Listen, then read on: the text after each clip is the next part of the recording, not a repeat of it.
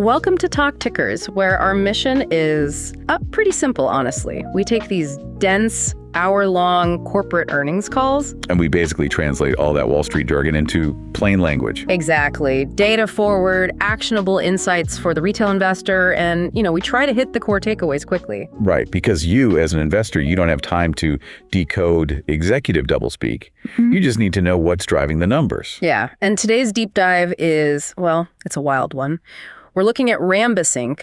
The ticker is RMBS. The Q4 2025 call. Right. And it's just this fascinating disconnect, honestly, between their rearview mirror financial performance and this sudden forward-looking market panic. I mean, Rambus just closed out full year 2025 with absolute blowout numbers. Record product revenue, massive free cash flow. Yeah, they were just surfing the absolute crest of this AI data center build out. And then out of nowhere, a Q1 2026 guidance drop that completely stunned the street. I mean, they guided product revenue down roughly 30% sequentially. Which is huge. Right. And they blamed it on a quote unquote supply chain glitch. It's exactly the kind of whiplash that forces you to completely reevaluate your whole investment thesis. Exactly. You have this company operating at peak efficiency, and then a back-end manufacturing issue with an outsourced assembly and test partner, no less, essentially acts as a circuit breaker on all their momentum. Which puts you, the investor listening right now, in a really critical spot. You have to figure out,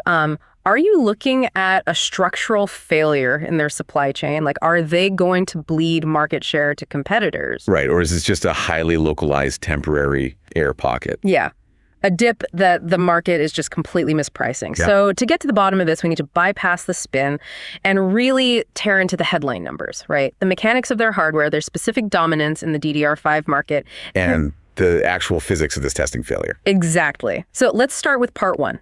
The headline numbers. We should probably ground this in the Q4 and full year 2025 data first. We definitely should. Because honestly, the scale of their cash generation completely recontextualizes this Q1 stumble. Right. So for the fourth quarter, total revenue came in hot at $190.2 million. Which beat expectations, right? Yeah, handily. But the underlying engine there was the product revenue, which hit a record $96.8 million. Wow. I mean, that is a 32% year-over-year growth for the quarter alone. And Q4 non-GAAP net income was a really solid $74.7 million. Which is great, but zooming out to the full year 2025 makes it even starker, I think. Full year product revenue hit $348 million. Right. That's a 41% year-over-year increase. And remember, we are talking about physical silicon here. Yeah, not software. Exactly, not software subscriptions. Delivering 41% top-line growth in hardware logic is, well, it's incredibly difficult to scale without just totally destroying your margins in the process. But the crazy thing is their margins actually improved. Cash from operations for the year hit $360 million. That's up 56% from 2024. But the metric that stands out above literally all others is their free cash flow. Oh, this is the kicker. $320.9 million for the year. I really want to pause on that $320.9 million number. When you run the math against their total revenue, that represents a 45% free cash flow margin. It's massive. It is, generating 45 cents of totally unencumbered cash on every single dollar of revenue in the semiconductor sector. It's almost unheard of. Yeah, we usually only see those kinds of numbers in like enterprise SaaS companies. Right. So how are they achieving software-like margins on physical manufactured silicon? Well, it comes down to the operating leverage inherent in their specific model. They're fabulous. Meaning they don't own the factories. Exactly. Rambus doesn't own those multi-billion-dollar fabrication plants. They do the hard part. They design the architecture, they license the IP, but they contract out the actual physical manufacturing to foundries like TSMC. And the packaging goes to the OSATs. Right. So their Q4 capital expenditures, their CapEx, was a mere $8.6 million. Wow. $8.6 million on almost $200 million in revenue. Exactly. When you have top-line product revenue growing at 41%, but your capital expenditure remains, that every incremental dollar of gross profit just flows almost entirely straight down to the free cash flow line. It makes them a cash-generating machine. Okay, I hear the structural advantage, but I have to push back a little on the sustainability here. Sure. because the semiconductor market, and specifically the memory-adjacent market that Rambus operates in, is notoriously cyclical. Oh, incredibly cyclical. Right. We've seen companies post these massive margins at the peak of a cycle only to just get crushed when inventory builds up and pricing collapses.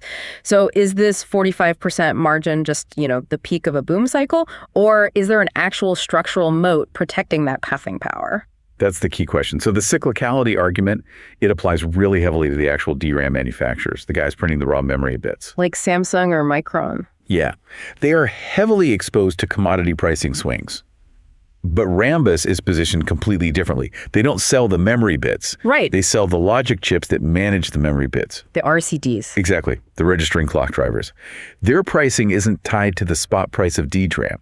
It's tied to the architectural necessity of their specific chip on these high-performance DDR5 modules. Okay, so let's move to part 2, the story behind the numbers. Let's dissect that architectural necessity. We keep hearing that DDR5 is driving this growth, but we need to understand the actual mechanism here. Why is an RCD so critical that it gives them this kind of leverage? Okay, think about the physical layout of a high-end server motherboard. You have this massive CPU in the middle, right? Yep. And flanking it are dozens of memory slots. When the CPU needs data, it sends out these command, address, and clock signals to those memory modules. In older systems like DDR4 systems running at lower speeds, those electrical signals could just travel across the copper traces on the motherboard, hit the memory stick, and branch out to all the individual memory chips relatively intact. Because the frequency was low enough that the signal degradation wasn't fatal? Precisely. But with DDR5, the frequencies jump drastically. We're talking 4,800, 5,600, and now 6,400 megatransfers per second and beyond. That's incredibly fast. It is. And at those frequencies, the physical copper traces on the motherboard actually start acting like little antennas. Oh, weird. Yeah, you get crosstalk. You get severe signal attenuation. If the CPU tries to shout commands directly to 20 different memory chips on a single module at 6,400 megatransfers per second, the signal degrades so badly that the receiving chips literally can't distinguish a 1 from a 0. The signal just turns to noise. Exactly. The I, which is the timing window where data is valid, it completely closes. So that's where Rambus comes in. The RCD essentially sits right in the middle of the memory module and acts as like an active repeater or a traffic cop. Exactly. The CPU only has to send one strong signal to the RCD. And the RCD handles the rest. Right. It receives that high-speed, potentially degraded signal from the CPU. It buffers it. It retimes it perfectly using a phase-locked loop to eliminate any jitter. Wow. And then it redrives a pristine, perfectly timed signal out to all the individual DRAM chips on that specific module. It isolates the heavy electrical load of all those memory chips away from the CPU. Exactly. Without a highly functioning RCD, modern high-speed DDR5 memory fundamentally cannot operate. It just won't work. Yeah. Server would crash instantly from data corruption. And Rambus ended 2025 with a mid 40% market share in these DDR5 RCDs. Yep. They actively took share from their competitors. But here's my concern with that. If the RCD is basically just a buffer and a retimer, why wouldn't the massive hyperscalers like the Amazons, the Googles, the Microsofts, why wouldn't they just design this in-house to save the margin? It's a fair point. Because they are already designing their own custom AI processors, right? So why outsource this little traffic cop chip? Because designing an RCD is incredibly complex analog and mixed signal engineering. You are dealing with picosecond timing margins. Picoseconds. Trillionths of a second. Yeah. And more importantly, the standard is a moving target. Ah. The industry operates on this ruthless product cadence that's dictated by JEDEC, the standards body. Every 12 to 18 months, the speed requirements jump. Right, because Gen 1 DDR5 was 4,800. Right. Gen 2 is 5,600. Gen 3 is 6,400. And Rambus management actually noted on the call that Gen 3 is starting to ramp up right now and will completely dominate 2026. Okay, so the hyperscalers don't bother designing it themselves because by the time they finish a 3-year internal design cycle, the JEDEC standard has already moved 2 full generations ahead of them. Exactly. You'd be obsolete before you even taped out the chip. And on top of that, you have to validate your RCD against every single DRAM manufacturer's silicon. What do you mean? Well, a Samsung memory chip behaves slightly differently under thermal load than an SK Hynix memory chip. Oh, I see. Yeah. Rambus spends years building out this massive validation ecosystem so that when a hyperscaler buys a DDR5 memory module, they know for a fact the Rambus RCD will interoperate flawlessly, regardless of whose memory bits are actually soldered onto the board. So that validation ecosystem, that lock-in that, is the actual moat protecting their 45% free cash flow. Precisely. Okay, well, that validation ecosystem brings us directly to a really interesting nugget from the call, the companion chips. Oh, this is a huge growth driver. Yeah, because RCDs aren't the only piece of silicon they're selling on these memory modules anymore, are they? Not at all. The power management ICs, the PMICs, are rapidly gaining traction. These companion products grew from low single-digit revenue contributions in early 2025 to upper single digits by Q4, and management said they're expected to hit double digits in Q1 2026. Which represents a massive architectural shift for the whole data center. Awesome. Well, for decades, the server motherboard handled all the power management. You had these massive VRM's voltage regulator modules on the main board that would step down the data center's power and feed a clean voltage rail straight into the memory slots. Right. So why change that? Why physically move the PMIC directly onto the memory module itself for DDR5? 2 words: parasitic inductance. Okay, translate that first. So as DDR5 speeds increase, the memory chips pull power in these incredibly sharp, incredibly fast spikes. Like sudden surges? Yeah, exactly. When they request that sudden surge of current, the physical distance between the motherboard VRM and the memory chips creates a tiny electrical delay. That's the inductance in the copper traces. And that delay causes the voltage to momentarily sag at the memory chip. It's called voltage droop. And I'm guessing at DDR5 speeds, that's a problem? A huge problem. At these speeds, even a millivolt of droop can cause a bit flip and crash the entire server. So you have to bring the power source as physically close to load as possible. You literally drop the PMIC right onto the memory stick, millimeters away from the memory chips. Exactly. You bring 12 volts directly into the module, and the onboard PMIC steps it down to 1.1 volts right next to the load.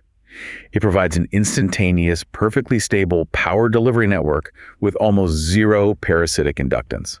That's brilliant. It is. And it also allows for really granular power telemetry and thermal management on a per module basis, which is absolutely critical when these servers are packing terabytes of memory. So the strategic play here for Rambus is the bundle. Yep. They are taking their mid 40% RCD dominance and they're leveraging it to push their PMICs. It's all about reducing validation risk for the customer. Think about it. If you're building a mission-critical AI server and you already know the Rambus RCD is the best in class for signal integrity. Why would you risk using a third-party PMIC for the power delivery? Exactly. Rambus pre-validates the interoperability of their RCD and their PMIC. They guarantee the thermal envelope. They guarantee the power noise floor. Buying the combo is basically an insurance policy for the server manufacturer. And that significantly expands their total addressable market per server. But let's look at the macroeconomic driver forcing all these server builds in the first place. The AI tailwinds. Right. CEO Luke Seraphin pointed explicitly to AI on the call, specifically agentic AI and massive inference workloads. We hear AI tailwinds on literally every single earnings call right now, but how does agentic AI specifically translate to Rambus hardware demand? Okay, so we have to differentiate between the training phase of AI and the inference phase. Okay. When you train a massive large language model, you are trying to shove petabytes of data through the GPU as fast as possible to calculate the weights. That requires extreme memory bandwidth. Which is why training clusters rely so heavily on HBM high bandwidth memory. Right. And HBM is physically integrated directly onto the GPU package itself. Now, Rambus does benefit from HBM via their IP licensing business, but not their physical product business. Got it. So where does their hardware fit in? Inference. Once the model is trained, it goes out into the real world to actually do work. That's inference. And agentic AI involves software agents that don't just answer a single prompt. They reason, they execute multi-step plans, they interact with APIs. You have to remember what they're doing. Exactly. They hold massive, persistent context windows over long sessions. So a context window requires caching all that immediate data so that the AI remembers what it just did 5 steps ago. Yes, that's the key value cache, or KV cache.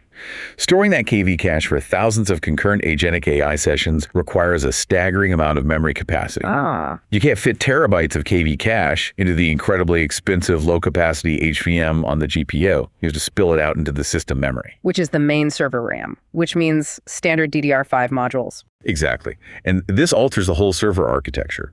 During the Q&A, an analyst actually asked about the DIMMs per channel metric. Right, DIMMs being the memory modules. Yeah, and Luke Serafin explained that inference applications are forcing data centers to populate every single available memory channel on the CPU with multiple memory modules just to maximize that capacity. Wow. So if a new server CPU has, say, 12 memory channels, and they populate 2 modules per channel. That's 24 DDR5 modules per server. And every single one of those 24 modules needs a Rambus RCD, and increasingly, a Rambus PMIC. The multiplication factor is just immense. You have the broader server market growth multiplied by increasing modules per server for inference, multiplied by the transition to higher value DDR5, multiplied by Rambus capturing greater market share and increasing their dollar content with the companion chips. It is a massive compounded growth mechanism. It really is. Which makes part 3 of our deep dive, the management guidance, all the more jarring. Yeah, the Q1 stumble.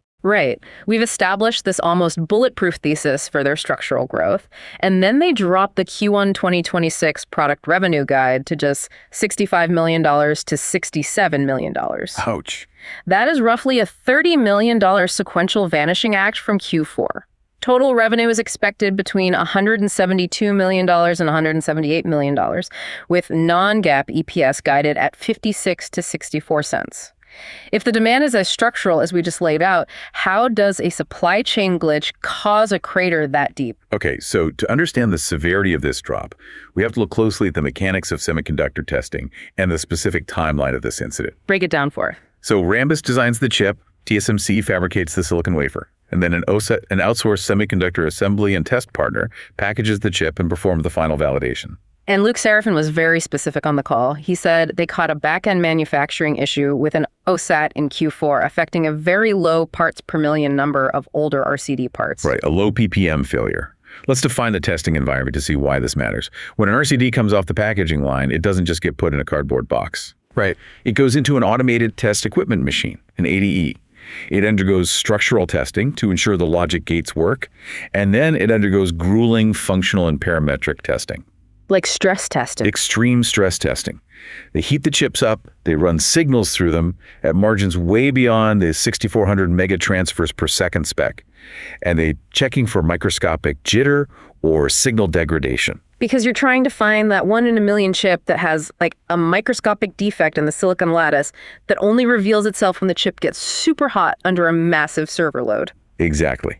Because if that one defective chip makes it onto a module, and that module goes into a hyperscaler's database server, the entire server could crash under peak load and corrupt live data. The liability there is astronomical. It's massive. So when the OSAT's test machines caught a faint, hard-to-reproduce failure pattern in Q4, Rambus did the only thing they could.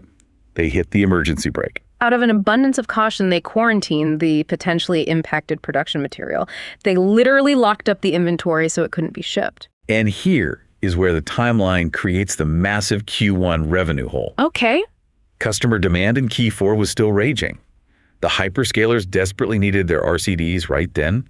So Rambus took the fresh, unaffected inventory that they were staging to sell in Q1, and they pulled it forward to fulfill the Q4 orders. Oh. They burned their Q1 safety stock to save the Q4 revenue beat. Exactly.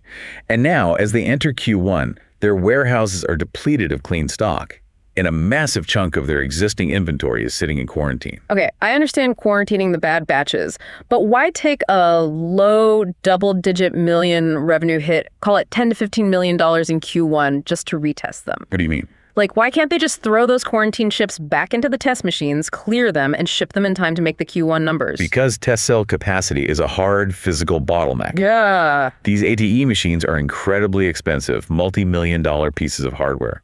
And OSAT only has a finite number of test handlers. Furthermore, a highly rigorous burn-in test takes physical time. You simply cannot speed up physics. If you suddenly mandate that tens of thousands of quarantine chips need to run through an enhanced, highly aggressive screening protocol that takes 3 times as long as a normal test, you immediately saturate the OSA's testing capacity. You literally create a traffic jam of silicon waiting to get plugged into the test sockets. Precisely. The chips exist. The customer demand exists. But the physical aperture of the testing pipeline has been narrowed by this enhanced screening protocol. They mathematically cannot clear the backlog and ship the revenue before the Q1 calendar quarter ends. That perfectly explains the mechanics of the delay, but it raises a massive competitive risk. How so?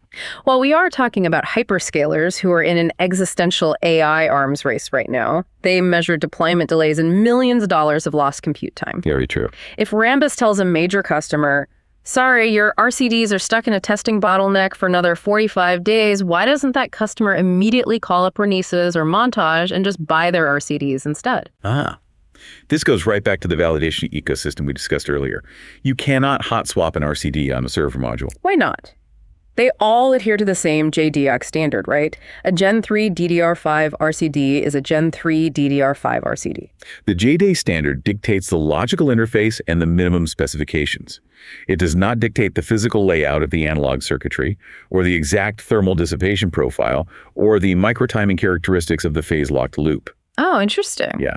A major memory manufacturer like Micron, or SK Hynix, designs a specific printed circuit board optimized precisely for the electrical characteristics of the Rambus RCD.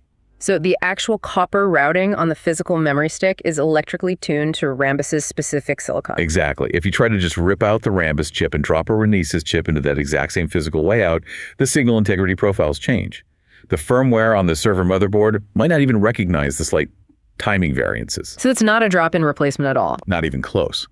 To switch suppliers, the memory manufacturer would have to respin the physical board design, run it through months of electrical validation, and then submit it to the server manufacturers for system-level qualification. Which takes forever. So the switching cost, in terms of engineering time and validation risk, far exceeds the cost of just waiting 45 days for Rambus to clear their test backlog. Exactly. Yeah. Which is why Luke Serafin was so absolutely adamant on the call when an analyst asked if this revenue was lost to competitors. Right. He said it's deferred, not lost. It is not perishable demand. The hyperscalers will simply delay their server build schedules slightly, or they'll stockpile the raw DRAM while they wait for the Rambus RCDs to arrive in Q2. That distinction between perishable and deferred demand is really the linchpin of the entire investment thesis here. It really is. Because Wall Street algorithms, they trade on the headline guidance number. They see a 30% sequential drop and they instantly price in permanent market share loss. But the physical reality of the supply chain suggests the revenue is simply shifting to the right on the calendar. And we actually see confirmation of this pricing power in their gross margin guidance. Yes, margins. Despite the massive logistical headache of quarantining inventory, tying up test cells, and expediting fresh wafers, the CFO maintained that gross margins for the full year 2026 will hover around 61.5%. Which is incredibly telling.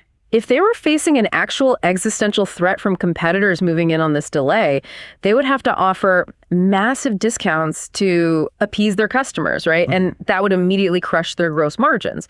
The fact that gross margins are holding firm at 61.5% proves they aren't paying a financial penalty to keep the business. Exactly. They are defending their margin profile perfectly while absorbing the operational friction of the testing glitch. And management noted that Q1 is traditionally their softest seasonal quarter anyway. Right. So if you're forced to take a test capacity bottleneck hit, you want it to happen in Q1 rather than the back half of the year when the server deployment schedules are typically way more aggressive. Okay, so that brings us to part 4, the bottom line.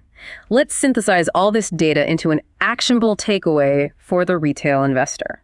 I think we have a pretty clear signal here. I do too. When I look at the mechanics of this OSAT issue, the decision to quarantine that inventory and take the short-term guidance hit is arguably the strongest bullish signal in the entire earnings call. Really? How do you figure? Well, think about it. In a massive boom cycle, lesser management teams will optimize for the quarter. Oh, absolutely. They will look at a parts per million failure rate in back-end testing, determine it's quote-unquote within a statistical margin of error, and they'll just ship the product to hit their revenue targets and trigger their executive bonuses. They gamble with the customer's reliability just to protect the stock price. Exactly. And if one of those marginal RCDs actually fails in a live production environment, the reputational damage is catastrophic. The hyperscaler puts you on a do not buy list, and your mid 40% market share evaporates overnight. That's a huge risk. So Rambus demonstrated extreme operational discipline here. They prioritize the integrity of the customer's hardware over their own short-term guidance. In the high-stakes environment of enterprise data centers, where downtime literally costs millions of dollars a minute, that level of quality assurance cements customer loyalty. It proves their moat isn't just IP, it's trust. That's a great point. For an investor currently holding the stock, the volatility following the Q1 guidance is just noise. Don't panic sell. Do not panic sell. The underlying engine, the 45% free cash flow margin, the DDR5 transition, the PMIC attach rate is fully intact. Management explicitly stated they expect a return to strong growth in Q2 once the testing backlog clears. The thesis hasn't changed. The timing of the cash flow is merely shifted by 90 days. Right. And if you are evaluating a new position, you really have a rare setup here. The broader AI infrastructure trade is priced for absolute perfection right now. It's so expensive. Finding an entry point into a highly profitable, cash-generating foundational hardware player that has been artificially depressed by a self-imposed, fully resolved inventory quarantine, that is the definition of a structural mismatch. You're capturing the secular tailwinds of agentic AI inference and DDR5 adoption while exploiting a temporary dislocation in the market's understanding of semiconductor testing mechanics. Exactly. Now, before we wrap this deep dive, I want to leave you, the listener, with a final provocative macro puzzle that was mentioned on the call. Oh, the server market growth rate discussion. Yes. There was a fascinating exchange about the overall server market. Rambus management said they expect to outpace the broader server market in 2026, but the baseline number they used for that market growth was surprisingly conservative. Yeah, and analysts pushed them on this. The prevailing narrative in the market right now is that AI is driving server demand through the roof. Some component suppliers are projecting mid to high teens % growth in total server unit deployments for 2026. But Luke Serafin deliberately anchored to a Gartner projection of roughly an 8% growth rate. Which seems low. Why would a CEO downplay the macro growth of his own sector, especially when he has a Q1 guidance miss he needs to distract from? Usually, executives point to a massive total addressable market expansion to hide short-term operational stumbles. Right. But Rambus is looking at the physical constraints of the entire hardware ecosystem, not just the demand signals. Luke Serafin explicitly warned that while end-user demand for servers might warrant a 15% growth rate, the actual physical deployment of those servers could be hard-capped by industry-wide memory supply shortages. And this is the critical macro puzzle for anyone investing in the data center supply chain right now. Why are we facing a memory shortage when the DRAM manufacturers have been investing heavily in new fabs? It all comes back to the architectural split between AI training and AI inference that we talked about. AI training requires GPUs, and GPUs require HBM high bandwidth memory. Right. HBM is incredibly complex to manufacture. It's essentially a stack of multiple DRAM dies placed directly on the processor package, and the yields are relatively low compared to standard memory. So a DRAM manufacturer like Samsung or SK Hynix has to dedicate more physical wafer capacity to produce a single gigabyte of HBM than a single gigabyte of standard DDR5. Exactly. The estimates vary, but producing HBM can consume 2 to 3 times the physical wafer area of standard DDR5 for the equivalent bit density. Wow. And because the hyperscalers are willing to pay massive premiums for HBM to feed their NVIDIA training clusters, the memory manufacturers are aggressively reallocating their fab capacity. They're chasing them out, Jen. They're tearing up standard DDR5 production lines and converting them to HBM production lines. So they are actively cannibalizing the supply of standard servo memory to feed the AI training beast. Yes. The unintended consequence is a looming severe shortage of standard high-speed DDR5 memory in 2026. You might have the CPUs ready, you might have the Rambus RCDs ready, but if you cannot procure the physical DRAM chips to build the modules, the server doesn't get shipped. That perfectly explains Rambus's conservative 8% server growth model. They are projecting what is physically possible to build given the wafer allocation dynamics, not what the market theoretically wants to buy. Exactly. So here's the thought to pressure test your broader portfolio assumptions based on that memory shortage. We know that standard DDR5 is going to be incredibly tight in 2026. Economics dictates that when supply is constrained and demand is inelastic, prices skyrocket. Naturally. As you look at the major tech companies in your portfolio, the ones actually buying these servers, you have to ask yourself how they will absorb that cost shock. Right. If the cost of outfitting a server with memory doubles because of this supply bottleneck, do these hyperscalers just eat the margin hit to maintain their AI deployment schedules? Or do they pass those costs on to the end user? user, raising the price of AI compute across the entire software ecosystem. The memory supply constraint might not just dictate how many servers get built, it might dictate the fundamental unit economics of the entire AI software industry for the next 2 years. It's a huge domino effect. Keep your eyes on the DRAM spot market. It might be the ultimate leading indicator for the pace of the AI rollout. And it really proves that analyzing a hardware company requires looking far beyond the headline guidance. You really have to understand the physics of the data center. Absolutely. We appreciate you taking the time to unpack the mechanics with us today. Remember to look past the algorithms, trust the structural data, and we will see you on the next deep dive.